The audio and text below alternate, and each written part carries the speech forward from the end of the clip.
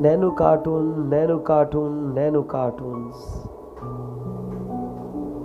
एक दफा का जिक्र है कि खूबसूरत जंगल में तीन दोस्त, यानी एक चंचल गिलेरी, एक चहचहाता खरगोश और एक खूबसूरत परिंदा एक साथ रहते थे। और वो जो कुछ भी करते थे एक साथ करते थे। खेलना कूदना, सब कुछ खाना पीना, सब कुछ एक साथ किया करते थे। खरगोश को जंगल में सबसे ज्यादा रंग बरंगे फूलों की तलाश में घूमना फिरना पसंद था। वो हमेशा मुस्कुराता रहता।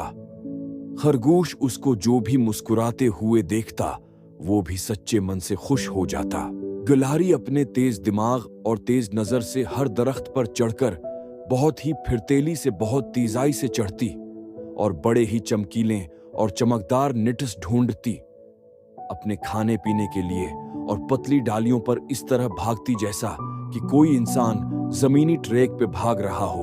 और परिंदा अपने खूबसूरत परों को फैलाकर इतना ऊंचा गाता कि सारा जंगल झम जाता, और उसके पर सूरज की किरणों में इतने कलरफुल और इतने खूबसूरत नजर आते कि सभी उसको गंगनाते हुए बड़े शौक से उसका गाना सुना करते थे।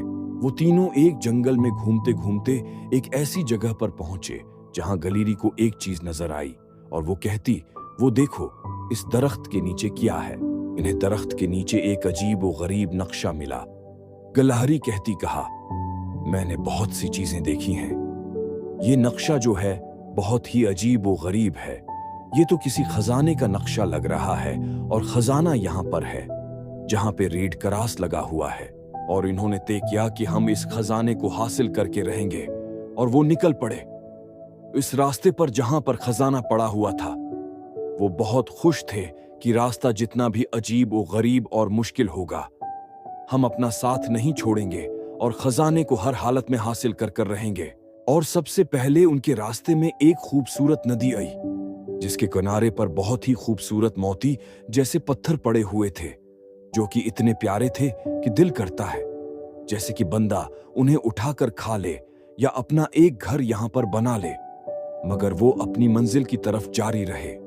वो सभी इस नदी को पार करने के बारे में सोच रहे थे और कह रहे थे कि हम इस नदी को किस तरह पार करें।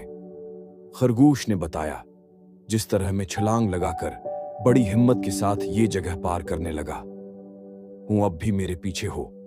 बहू ऐसे ही करो और इस नदी को हम पर करें और अपनी मंजिल की तरफ आगे बढ़ें। और फिर बाकियों ने भी हिम्मत जुटाते हुए उस नदी को वैसे ही पार किया जैसे कि खरगोश ने। नदी को पार करते ही वो एक ऐसे जंगल में पहुंचे जहां के दरख्त आसमानों से बातें कर रहे हो या बादलों को गदगदी कर रहे हो। वो बेअंतहा खूबसूरत जंगल था। गिलहरी चंद कदम आगे बढ़कर देखने लगी कि कहां से हमने आगे अपनी मंजिल की तरफ बढ़ना है। वो जंगल एक भूल भलियां की तरह था। वहां से निकलना कोई आसान बात नहीं थी और अपनी मंजिल पर पहुंचना ये तो नामुमकिन लग रहा था। मगर फिर भी उन्होंने हिम्मत न हारी और वो आगे बढ़ते रहे।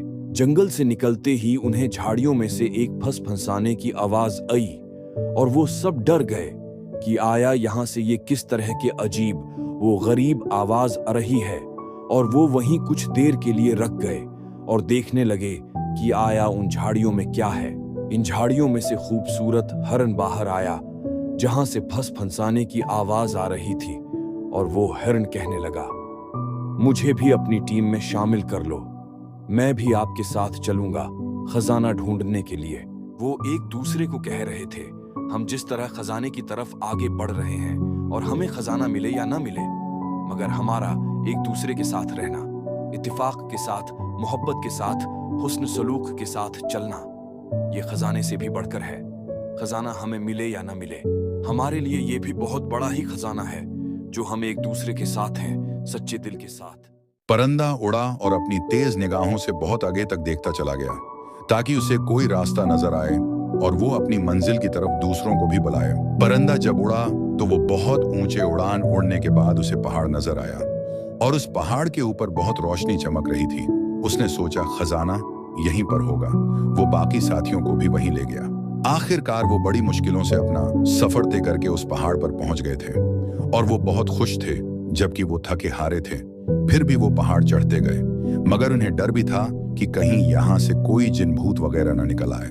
आखिरकार वो पहाड़ की चोटी पर उन्हें एक खजाने का डब्बा मिला जिसमें से बहुत रोशनी निकल रही थी, और वो उसको खोलने के लिए और उसमें क्या है देखने के लिए बहुत बेचैन थे और हैरान थे कि आखिर उसमें क्या होगा। जब उन्होंने वो खजाने का बॉक्स खोला तो उसमें कोई हीरे सोना चांदी या जेवरात नहीं थे। उसमें कहानियां और खिलौने थे जिन्हें देखकर वो बहुत खुश थे। हर एक को उनके मनपसंद की चीजें मिली और वो इतना लंबा और मुश्किल सफर करने के बाद उन्हें जो भी मिला उन्हें कोई पछतावा नहीं था और वो बहुत खुश थे उन चीजों को पाकर।